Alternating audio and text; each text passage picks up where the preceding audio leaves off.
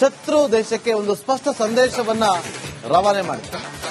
ತನ್ನ ಶಕ್ತಿ ಏನು ಅಂತೇಳಿ ಭಾರತೀಯ ಸೇನೆ ಪ್ರದರ್ಶನ ಮಾಡಿದೆ. ಆ ಮೂಲಕ ಪಾಕಿಸ್ತಾನಕ್ಕೆ ಮತ್ತೊಂದು ಸಂದೇಶವನ್ನ ರವಾನೆ ಮಾಡಿದೆ.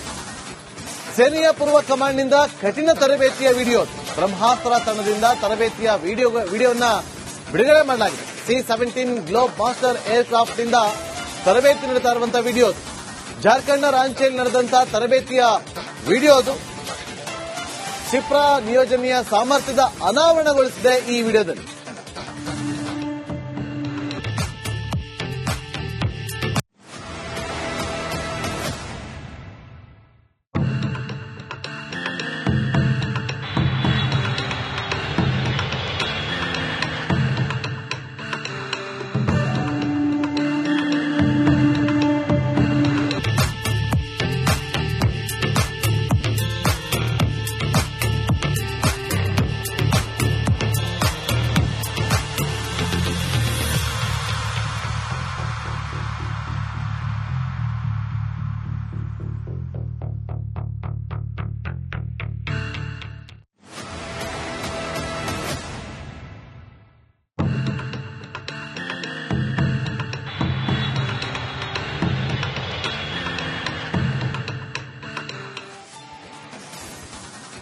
ಮತ್ತಷ್ಟು ಮಾಹಿತಿಯನ್ನ ಕೊಡೋದಕ್ಕೆ ನನ್ನ ಸಹೋದರಿ ರಂಜಿತ್ ಶಿರಿಯಾರ್ ಈಗ ನೇರ ಸಂಪರ್ಕದಲ್ಲಿ ಜಾಯ್ನ್ ಆಗಿದ್ದಾರೆ. ರಂಜಿತ್, ಮತ್ತೊಂದು ವಿಡಿಯೋವನ್ನ ಬಿಡುಗಡೆ ಮಾಡುವ ಮೂಲಕ ಪಾಕಿಸ್ತಾನಕ್ಕೆ ಒಂದು ಸಂದೇಶವನ್ನ ರವಾನೆ ಮಾಡಿದೆ ಭಾರತ. ರಂಜಿತ್,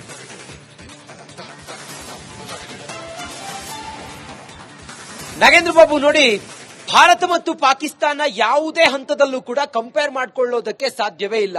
ಭಾರತದಲ್ಲಿ ಇರುವಂತಹ ಅತ್ಯಾಧುನಿಕ ಯುದ್ಧ ಸಾಮಗ್ರಿಗಳು, ಭಾರತದಲ್ಲಿ ಇರುವಂತಹ ಅತ್ಯಾಧುನಿಕ ಮಿಸೈಲ್ಗಳು, ಭಾರತದಲ್ಲಿ ಇರುವಂತಹ ಅತ್ಯಾಧುನಿಕ ರಾಕೆಟ್ಗಳು ಪಾಕಿಸ್ತಾನವನ್ನ ಸಂಪೂರ್ಣವಾಗಿ ನಿರ್ನಾಮ ಮಾಡುತ್ತೆ, ಅದು ಕೂಡ ಯಾವುದೇ ಡೌಟ್ ಇಲ್ಲ. ಆದ್ರೆ ಪಾಕಿಸ್ತಾನದಲ್ಲಿ ಇರುವಂತಹ ಯುದ್ಧ ಸಾಮಗ್ರಿಗಳು, ಮದ್ದುಗುಂಡುಗಳು, ಬಾಂಬ್ಗಳು, ಯುದ್ಧ ಸಾಮಗ್ರಿಗಳ ಜೊತೆಗೆ ಅಲ್ಲಿರುವಂತಹ ರಾಕೆಟ್, ಮಿಸೈಲ್, ಮತ್ತೊಂದು ಇದೆಲ್ಲವನ್ನು ಕಂಪೇರ್ ಮಾಡಿದ್ರೆ ನಾಗೇಂದ್ರ ಬಾಬು, ಕೇವಲ 4 ದಿನಕ್ಕೆ ಮಾತ್ರ ಒಂದು ವೇಳೆ ನಿರಂತರವಾಗಿ ಯುದ್ಧ ನಡೀತು ಅಂತ ಹೇಳಿ ಆದ್ರೆ, ಭಾರತ ಪಾಕಿಸ್ತಾನದ ಮೇಲೆ ಯುದ್ಧ ಮಾಡ್ತು ಅಂತ ಹೇಳಿ ಆದ್ರೆ, ಅಲ್ಲಿ ಪಾಕಿಸ್ತಾನದ ಬಳಿ ಇರುವಂತಹ ಶಸ್ತ್ರಾಸ್ತ್ರಗಳು 4 ದಿನಕ್ಕೆ ಎಲ್ಲವೂ ಕೂಡ ಕಲಾಸ ಆಗ್ಬಿಡುತ್ತೆ. ಆದ್ರೆ ಭಾರತದ ಬಳಿ ಎಲ್ಲಾ ರೀತಿಯ ಶೇಖರಣೆ ಇದೆ, ಭಾರತದ ಬಳಿ ಅತ್ಯಾಧುನಿಕ ಮಿಸೈಲ್ಗಳಿದ್ದಾವೆ, ಭಾರತದ ಬಳಿ ರಾಕೆಟ್, ಬಂಕರ್, ಸೇನಾ ವಾಹನಗಳು ಎಲ್ಲವೂ ಕೂಡ ಇದ್ದಾವೆ. ಭಾರತದ ಮೇಲೆ ಸುಮ್ನೆ ನೋಡಿ ನಾವು ಹಂಗ್ ಮಾಡ್ಬಿಡ್ತೀವಿ, ನಾವು ಅಣ್ವಸ್ತ್ರಗಳನ್ನ, ಸಿಡಿತಲೆಗಳನ್ನ ಹಾರಿಸ್ಬಿಡ್ತೀವಿ, ನಾವು ಇನ್ನೇನೋ ಮಾಡ್ಬಿಡ್ತೀವಿ, ಅದರ ಪರಿಣಾಮ ನೀವು ಎದುರಿಸಬೇಕಾಗತ್ತೆ, ಸಿಂಧೂ ನದಿ ನೀರನ್ನ ನೀವು ಬಂದ್ ಮಾಡಿದ್ರೆ ನಾವು ರಕ್ತ ಹರಿಸ್ತೀವಿ ಅಂತ ಹೇಳಿ ಎಲ್ಲ ಬೊಗಳೆ ಬಿಡುವಂತ ಈ ಪಾಕಿಸ್ತಾನದ ಬಳಿ ಏನೂ ಕೂಡ ಗಡ್ಸಿಲ್ಲ ಅನ್ನೋದು, ಸೇನೆಯಲ್ಲೇನು ಕೂಡ ಗಡ್ಸಿಲ್ಲ ಅನ್ನೋದು ಪದೇ ಪದೇ ಸಾಬೀತಾಗ್ತಾ ಇದೆ. ನೋಡಿ, ನಿನ್ನೆ ಅಷ್ಟೇ ಪಾಕಿಸ್ತಾನದ ಆರ್ಮಿಯ 26 ಜನರನ್ನ ಪ್ರತ್ಯೇಕವಾದಿಗಳ ಗುಂಪು ನರಮೇಧ ಮಾಡಿತ್ತು. ಅಂತ ದುರ್ಬಲ ಪಾಕಿಸ್ತಾನದ ಸೇನೆ, ಪಾಕಿಸ್ತಾನದ ಸೇನಾ ಮುಖ್ಯಸ್ಥ ಅಸೀಂ ಮುನೀರ್, ಭಾರತ ಯಾವಾಗ ನಮ್ಮ ಮೇಲೆ ಅಟ್ಯಾಕ್ ಮಾಡುತ್ತೆ ಅನ್ನೋ ಸಮಯಕ್ಕೆ ತನ್ನ ಇಡೀ ಪರಿವಾರವನ್ನ ಬ್ರಿಟನ್ಗೆ ಕಳಿಸ್ಕೊಡ್ತಾನೆ. ತಾನು 4-5 ದಿನಗಳ ಕಾಲ ಆತನು ಭೂಗತಾಗಿ ಅಷ್ಟೆಲ್ಲ ವಿರೋಧ, ಅಷ್ಟೆಲ್ಲ ಆಕ್ರೋಶ ಎದುರಾದ ಮೇಲೆ ನಿನ್ನೆ ಬಂದು ಮೀಟಿಂಗ್ ಮಾಡ್ತಾನೆ. ಅಂದ್ರೆ ಪಾಕಿಸ್ತಾನ ಎಷ್ಟು ದೌರ್ಬಲ್ಯ ಅಥವಾ ದುರ್ಬಲ ದೇಶ ಅನ್ನೋದನ್ನ ಇದು ಸಾರಿ ಸಾರಿ ಹೇಳುತ್ತೆ. ಆದ್ರೂ ಕೂಡ ತನ್ನ ಮೊಂಡುವಾದವನ್ನ ಭಯೋತ್ಪಾದಕರ ಮೂಲಕ, ನೋಡಿ ಪಾಕಿಸ್ತಾನ ಯಾಕೆ ಹಿಂಗ್ ಮಾಡುತ್ತೆ ಅಂತ ಹೇಳಿದ್ರೆ, ಭಾರತ ದಿನ ದಿನವೂ ಕೂಡ ಜಾಗತಿಕವಾಗಿ ಬಲಿಷ್ಠ ಆಗ್ತಾ ಇದೆ, ಭಾರತ ದಿನ ದಿನವೂ ಕೂಡ ಆರ್ಥಿಕವಾಗಿ ಬಲಿಷ್ಠ ಆಗ್ತಾ ಇದೆ, ಭಾರತ ದಿನ ದಿನವೂ ಕೂಡ ಸೂಪರ್ ಪವರ್ ರಾಷ್ಟ್ರವಾಗಿ ಹೊರಹೊಮ್ಮತಾ ಇದೆ. ಹೀಗೆಲ್ಲ ಇರುವಾಗ ಭಾರತವನ್ನ ಹೇಗಾದ್ರೂ ಕೂಡ ನೈತಿಕವಾಗಿ ಕುಗ್ಗಿಸಬೇಕು ಅನ್ನೋ ಕಾರಣಕ್ಕೋಸ್ಕರ ಭಯೋತ್ಪಾದಕರ ಮೂಲಕ ಕಾಶ್ಮೀರದಲ್ಲಿ ಪದೇ ಪದೇ ಭಾರತವನ್ನ ಕುಕ್ಕುವಂತ ಕೆಲಸವನ್ನ ಪಾಕಿಸ್ತಾನ ಮಾಡ್ತಾ ಇದೆ. ಈ ಭಯೋತ್ಪಾದಕರಿಗೆ ಈ ಐಸಿಸ್ ಮತ್ತೆ ಲಷ್ಕರ್ ಎ ತೊಯ್ಬಾ ಸಂಘಟನೆ ನೇರವಾಗಿ ಅವ್ರಿಗೆ ಬೇಕಾದಂತ ಫಂಡಿಂಗ್ ಆಗಿರ್ಬೋದು, ವೆಪನ್ಗಳಾಗಿರ್ಬೋದು, ತರಬೇತಿ ಆಗಿರ್ಬೋದು, ಇವೆಲ್ಲವೂ ಕೂಡ ನೀಡ್ತಾ ಇದೆ, ಪಾಕಿಸ್ತಾನದ ಸೇನೆಗೆ ನೀಡ್ತಾ ಇದೆ ಅನ್ನೋದಕ್ಕೆ ರಿಪಬ್ಲಿಕ್ ಕನ್ನಡದ ಬಳಿ ಎವಿಡೆನ್ಸ್ ಇದೆ. ರಿಪಬ್ಲಿಕ್ ಬಳಿ ಸಂಪೂರ್ಣವಾದಂತ ಇವರ ಮುಖವಾಡ ನಮ್ಮ ಬಳಿ ಇದೆ, ಮುಖವಾಡವನ್ನು ಕಳಿಸಿದೀವಿ ನಾವು ಈಗಾಗಲೇ. ಹಿಂಗೆಲ್ಲ ಇರುವಾಗ ಭಾರತದ ಮತ್ತು ಪಾಕಿಸ್ತಾನವನ್ನ ಸೇನಾ ದೃಷ್ಟಿಯಿಂದ ಕಂಪೇರ್ ಮಾಡ್ಲಿಕ್ಕೆ ಸಾಧ್ಯವೇ ಇಲ್ಲ. ಭಾರತ ಎಂದೂ ಕೂಡ ಪಾಕಿಸ್ತಾನಕ್ಕಿಂತ ಬಲಿಷ್ಠವಾಗಿದೆ. ಯಾವುದೇ ಶತ್ರು ದೇಶಕ್ಕೆ ಒಂದು ಸ್ಪಷ್ಟ ಸಂದೇಶವನ್ನ ರವಾನೆ ಮಾಡಿದೆ. ತನ್ನ ಶಕ್ತಿ ಏನು ಅಂತೇಳಿ ಭಾರತೀಯ ಸೇನೆ ಪ್ರದರ್ಶನ ಮಾಡಿದೆ. ಆ ಮೂಲಕ ಪಾಕಿಸ್ತಾನಕ್ಕೆ ಮತ್ತೊಂದು ಸಂದೇಶವನ್ನ ರವಾನೆ ಮಾಡಿದೆ. ಸೇನೆಯ ಪೂರ್ವ ಕಮಾಂಡ್ನಿಂದ ಕಠಿಣ ತರಬೇತಿಯ ವಿಡಿಯೋ, ಬ್ರಹ್ಮಾಸ್ತ್ರ ತಂಡದಿಂದ ತರಬೇತಿಯ ವಿಡಿಯೋವನ್ನ ಬಿಡುಗಡೆ ಮಾಡಲಾಗಿದೆ. C-17 globe master air craft ನಿಂದ ತರಬೇತಿ ನಡೆತಾ ಇರುವಂತಹ ವಿಡಿಯೋ, ಜಾರ್ಖಂಡ್ನ ರಾಂಚಿಯಲ್ಲಿ ನಡೆದಂತಹ ತರಬೇತಿಯ ವಿಡಿಯೋದು. ಕ್ಷಿಪ್ರ ನಿಯೋಜನೆಯ ಸಾಮರ್ಥ್ಯದ ಅನಾವರಣಗೊಳಿಸಿದೆ ಈ ವಿಡಿಯೋದಲ್ಲಿ.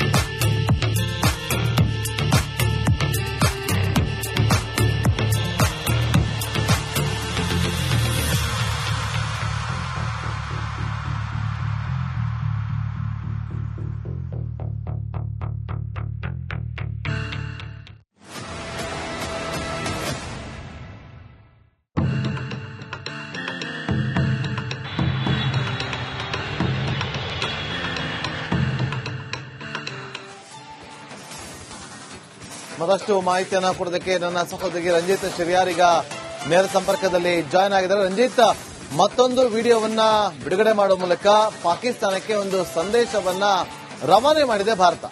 ರಂಜಿತ್,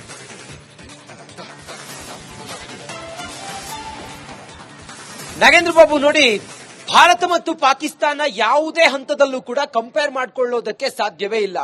ಭಾರತದಲ್ಲಿ ಇರುವಂತಹ ಅತ್ಯಾಧುನಿಕ ಯುದ್ಧ ಸಾಮಗ್ರಿಗಳು, ಭಾರತದಲ್ಲಿ ಇರುವಂತಹ ಅತ್ಯಾಧುನಿಕ ಮಿಸೈಲ್ಗಳು, ಭಾರತದಲ್ಲಿ ಇರುವಂತಹ ಅತ್ಯಾಧುನಿಕ ರಾಕೆಟ್ಗಳು ಪಾಕಿಸ್ತಾನವನ್ನ ಸಂಪೂರ್ಣವಾಗಿ ನಿರ್ನಾಮ ಮಾಡುತ್ತೆ, ಅದು ಕೂಡ ಯಾವುದೇ ಡೌಟ್ ಇಲ್ಲ.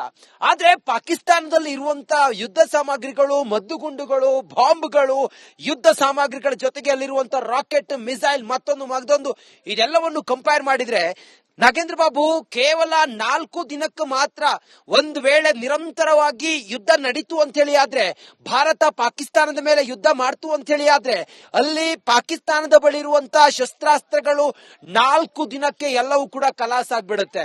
ಆದ್ರೆ ಭಾರತದ ಬಳಿ ಎಲ್ಲಾ ರೀತಿಯ ಶೇಖರಣೆ ಇದೆ, ಭಾರತದ ಬಳಿ ಅತ್ಯಾಧುನಿಕ ಮಿಸೈಲ್ಗಳಿದ್ದಾವೆ, ಭಾರತದ ಬಳಿ ರಾಕೆಟ್, ಬಂಕರ್, ಸೇನಾ ವಾಹನಗಳು ಎಲ್ಲವೂ ಕೂಡ ಇದ್ದಾವೆ. ಭಾರತದ ಮೇಲೆ ಸುಮ್ನೆ ನೋಡಿ ನಾವು ಹಂಗ್ ಮಾಡ್ಬಿಡ್ತೀವಿ, ನಾವು ಅಣ್ವಸ್ತ್ರಗಳನ್ನ, ಸಿಡಿತಲೆಗಳನ್ನ ಹಾರಿಸ್ಬಿಡ್ತೀವಿ, ನಾವು ಇನ್ನೇನೋ ಮಾಡ್ಬಿಡ್ತೀವಿ, ಅದರ ಪರಿಣಾಮ ನೀವು ಎದುರಿಸಬೇಕಾಗತ್ತೆ, ಸಿಂಧೂ ನದಿ ನೀರನ್ನ ನೀವು ಬಂದ್ ಮಾಡಿದ್ರೆ ನಾವು ರಕ್ತ ಹರಿಸ್ತೀವಿ ಅಂತ ಹೇಳಿ ಎಲ್ಲ ಬೊಗಳೆ ಬಿಡುವಂತ ಈ ಪಾಕಿಸ್ತಾನದ ಬಳಿ ಏನೂ ಕೂಡ ಗಡ್ಸಿಲ್ಲ ಅನ್ನೋದು, ಸೇನೆಯಲ್ಲೇನು ಕೂಡ ಗಡ್ಸಿಲ್ಲ ಅನ್ನೋದು ಪದೇ ಪದೇ ಸಾಬೀತಾಗ್ತಾ ಇದೆ. ನೋಡಿ, ನಿನ್ನೆ ಅಷ್ಟೇ ಪಾಕಿಸ್ತಾನದ ಆರ್ಮಿಯ 26 ಜನರನ್ನ ಪ್ರತ್ಯೇಕವಾದಿಗಳ ಗುಂಪು ನರಮೇಧ ಮಾಡಿತ್ತು. ಅಂತ ದುರ್ಬಲ ಪಾಕಿಸ್ತಾನದ ಸೇನೆ, ಪಾಕಿಸ್ತಾನದ ಸೇನಾ ಮುಖ್ಯಸ್ಥ ಆಸಿಮ್ ಮುನೀರ್, ಭಾರತ ಯಾವಾಗ ನಮ್ಮ ಮೇಲೆ ಅಟ್ಯಾಕ್ ಮಾಡುತ್ತೆ ಅನ್ನೋ ಸಮಯಕ್ಕೆ ತನ್ನ ಇಡೀ ಪರಿವಾರವನ್ನ ಬ್ರಿಟನ್ಗೆ ಕಳಿಸ್ಕೊಡ್ತೇನೆ, ತಾನು 4-5 ದಿನಗಳ ಕಾಲ ಆತನು ಭೂಗತಾಗಿ ಅಷ್ಟೆಲ್ಲ ವಿರೋಧ, ಅಷ್ಟೆಲ್ಲ ಆಕ್ರೋಶ ಎದುರಾದ ಮೇಲೆ ನಿನ್ನೆ ಬಂದು ಮೀಟಿಂಗ್ ಮಾಡ್ತಾನೆ. ಅಂದ್ರೆ ಪಾಕಿಸ್ತಾನ ಎಷ್ಟು ದೌರ್ಬಲ್ಯ ಅಥವಾ ದುರ್ಬಲ ದೇಶ ಅನ್ನೋದನ್ನ ಇದು ಸಾರಿ ಸಾರಿ ಹೇಳುತ್ತೆ. ಆದ್ರೂ ಕೂಡ ತನ್ನ ಮೊಂಡುವಾದವನ್ನ ಭಯೋತ್ಪಾದಕರ ಮೂಲಕ ನೋಡಿ, ಪಾಕಿಸ್ತಾನ ಯಾಕೆ ಹಿಂಗ್ ಮಾಡುತ್ತೆ ಅಂತ ಹೇಳಿದ್ರೆ, ಭಾರತ ದಿನ ದಿನವೂ ಕೂಡ ಜಾಗತಿಕವಾಗಿ ಬಲಿಷ್ಠ ಆಗ್ತಾ ಇದೆ, ಭಾರತ ದಿನ ದಿನವೂ ಕೂಡ ಆರ್ಥಿಕವಾಗಿ ಬಲಿಷ್ಠ ಆಗ್ತಾ ಇದೆ, ಭಾರತ ದಿನ ದಿನವೂ ಕೂಡ ಸೂಪರ್ ಪವರ್ ರಾಷ್ಟ್ರವಾಗಿ ಹೊರಹೊಮ್ತಾ ಇದೆ. ಹೀಗೆಲ್ಲ ಇರುವಾಗ ಭಾರತವನ್ನ ಹೇಗಾದ್ರೂ ಕೂಡ ನೈತಿಕವಾಗಿ ಕುಗ್ಗಿಸಬೇಕು ಅನ್ನೋ ಕಾರಣಕ್ಕೋಸ್ಕರ ಭಯೋತ್ಪಾದಕರ ಮೂಲಕ ಕಾಶ್ಮೀರದಲ್ಲಿ ಪದೇ ಪದೇ ಭಾರತವನ್ನ ಕುಕ್ಕುವಂತ ಕೆಲಸವನ್ನ ಪಾಕಿಸ್ತಾನ ಮಾಡ್ತಾ ಇದೆ.